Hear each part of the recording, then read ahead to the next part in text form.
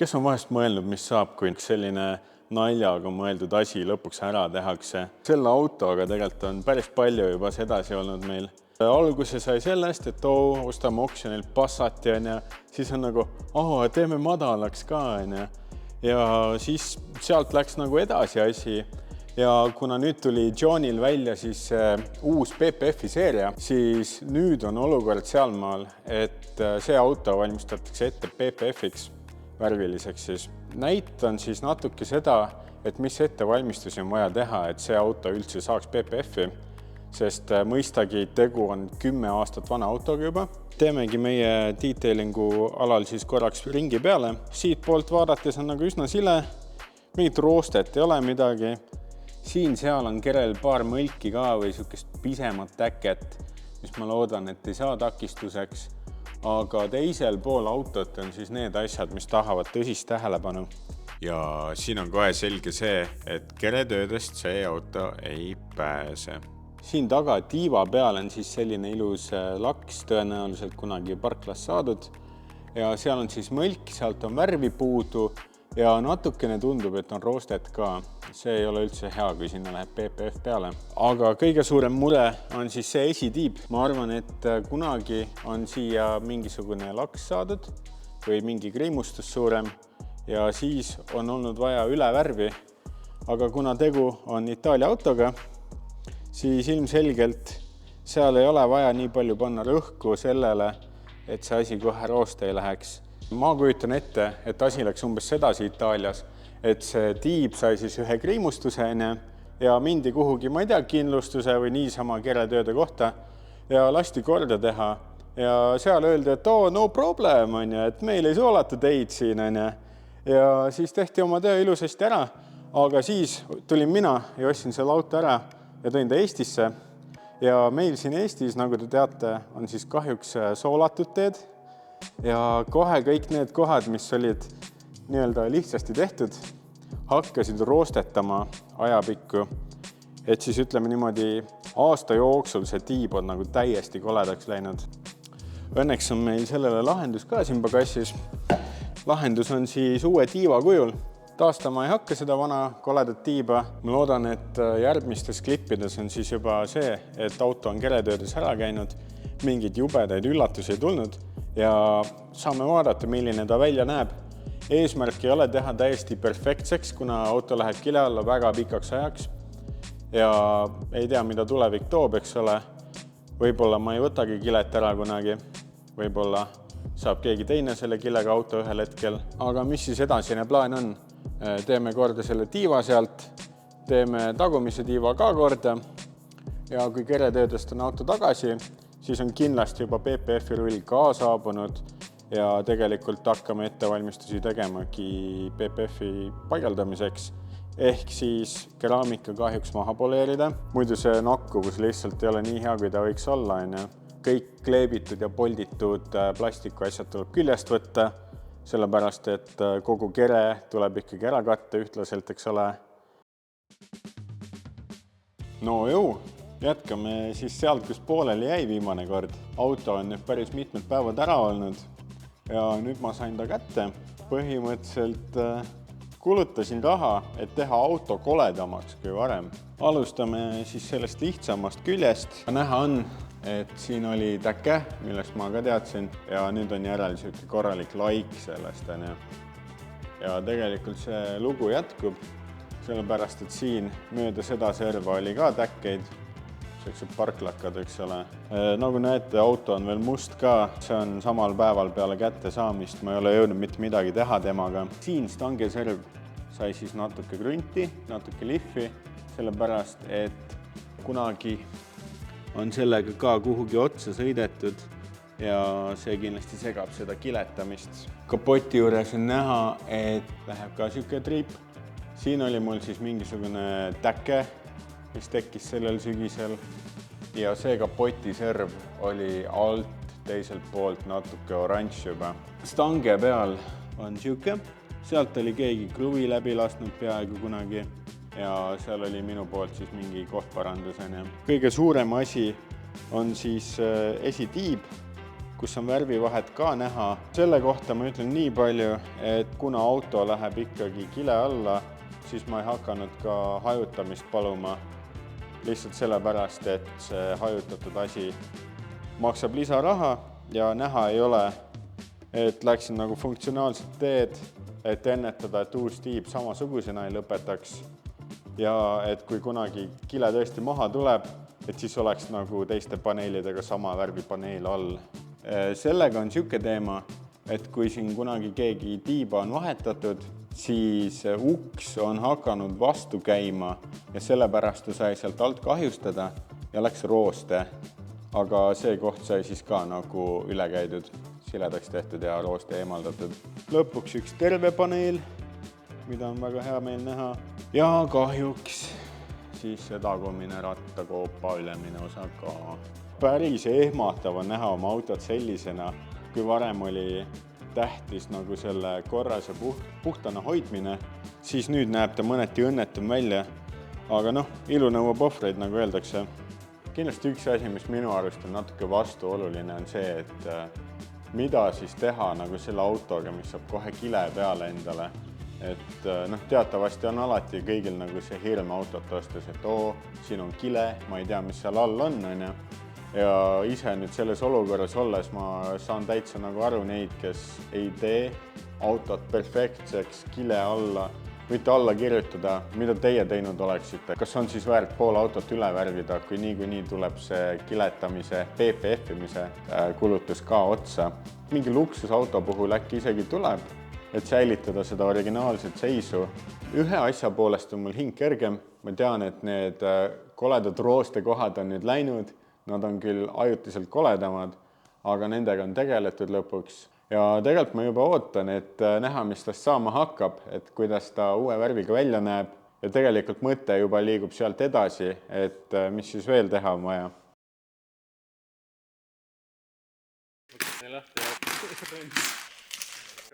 Regulaarne.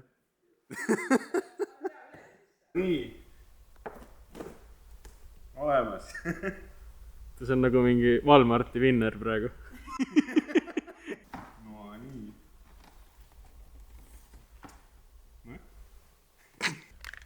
Oba. Metallik KF.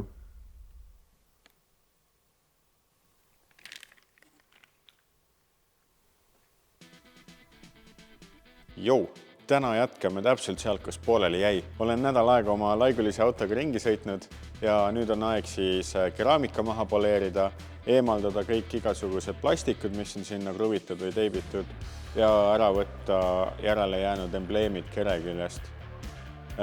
Selle tulemusena saame siis tekitada sellise hea pinna, kuhu PPF saab nakkuda.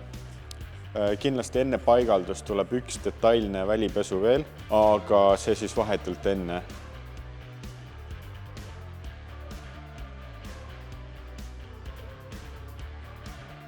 Auto on vahepeal ära pestud, juba hakkasin siin numbrimärke ka ära võtma. Nii kaua, kui auto lõplikult kuivab, saan ma hakata juba kõiki neid plastikuid ära võtma siit.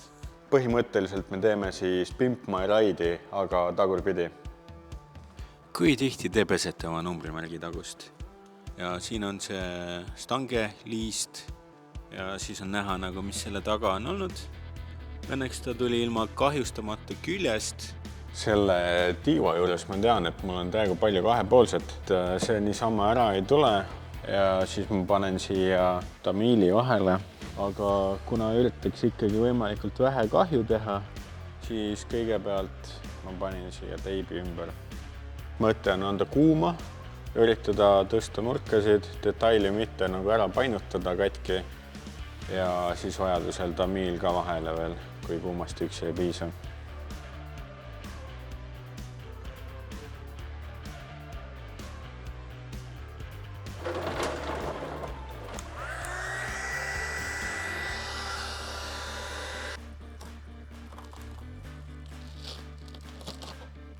Tada! Ühes tükis. Siin me näeme siis, mis osa teibis seda kinni hoidis. Tundub, et enamus tegelikult oli alles ja lihtsalt on need läbi lõigatud. Mingi juhuse tõttu see kindlasti siit ära ei oleks tulnud. päris palju tegelikult jäi seda soga maha, et see tuleb nüüd ka ära eemaldada. Tõenäoliselt ma kasutan seda kummiratast selle jaoks. Jätkasin selle loogikaga, et kõigepealt võtan kõik tükid auto küljest ära ja siis tegelen alles selle liimiga. Sideskirtid olid väga kõvasti kinni. Ma arvan, et kruvisid poleks vaja olnudki. 3M hoidis tõesti väga hästi. Aga kõige suurem peavalu oli ikkagi tagadiffuusor. Seal oli mingi üks kruvi, millega ma mingi 1,5 tundi maadlesin lihtsalt põrandal. Ei soovita. Õnneks kasvas põrandal kogu aeg hunnik asjadest, mis on juba ära võetud, nii et see oli see asi, mis mul motivatsiooni juurde andis. Mõtlesin, et praegu oleks vaheupdate teha. Päris mitu tundi on möödas, aga kõik asjad on auto küljest ära. Kaasa arvatud see märk siin, aga nagu näha, siis on randid järel ja kahepoolsed tükid, mis lihtsalt ära ei tule. Ja selle jaoks on meil selline otsik puuri küljes. Põhimõtteliselt niimoodi. Ettevaatlikult täpselt selle liimi pealt saab lasta. Ta lõhub kõik need tükid ära ja tekitab meile parajalt sodi. Ja siis saab juba pollida.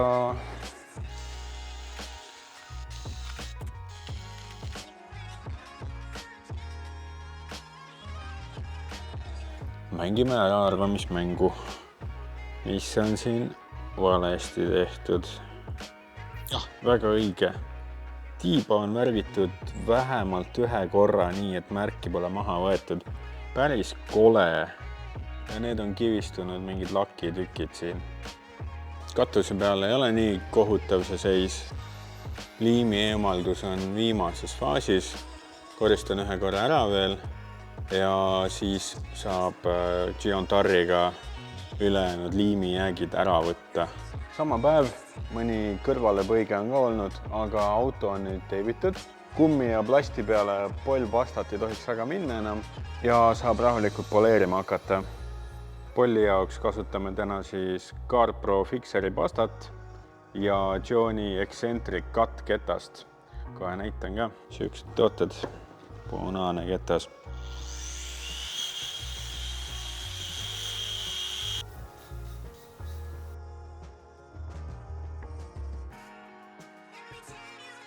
Vahepeal veits juttu ka vahele. Siin on näha siis poleerimata keraamikaga kaetud pind. Ja juba siin kõrval on pind, kust on keraamika eemaldatud. Et pühustatud edelik siis käitub hoopis teistmoodi. Mind üllatas see, kui keeruline on keraamikat maha poleerida. Just sellepärast, et see on selline nähtamatu kaitsekiht auto peal, mis on vastupidav. Aga samas täpselt ei saa aru ka, kus see on. Et minu keraamika puhul eriti, temal oli seda läiget ja kaitset väga palju, aga ta ei muutnud seda värvi, ei sügavamaks, ei tumedamaks. Siin me näeme kapotti ka. See oli meil vahepeal üks testpaneel, nii et see oli kaugelt kõige kriimustunum koht kogu auto peal.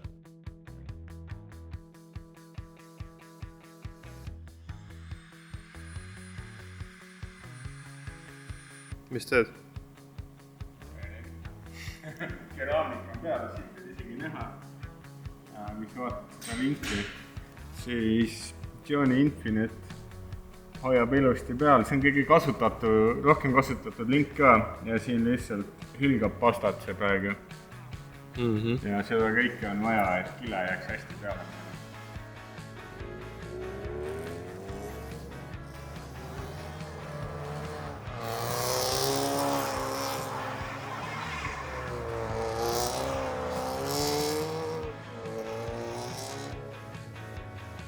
Prep on siis tegelikult lõpusirgel. Kutid aitasid mul pukkidele ka. Homme hommikul siis hakatakse juba kiletama. Eks ma tulen ka tšekkima kindlasti siia vahepeal, kuidas läheb. Üldiselt ma ei arvanud, et selle auto ettevalmistamine on nii palju tööd. Tegu on ikkagi 10 aastat vana autoga. Mõned asjad on siin kellegi poolt juba huvitavalt parandatud, igasuguseid üllatusi. Siin ma võtan veel küljest ukselinke ja 3. pidurituld, et siis on minu arust nagu auto valmis. Aga kui te panete subscribe'i, siis te saate teada, kas auto tegelikult ka valmis oli või tuli kiletamise käigus veel midagi ära võtta. Ja üldse, kui video meeldis, pange like, jätke mõni kommentaar ja kui seda haibi nuppu näitab, siis võite seda ka vajutada. Iga selline väike asi aitab tegelikult teistel ka leida seda kanalit ja me oleks täiega tänulikud selle eest. Nii et näeme juba järgmises videos.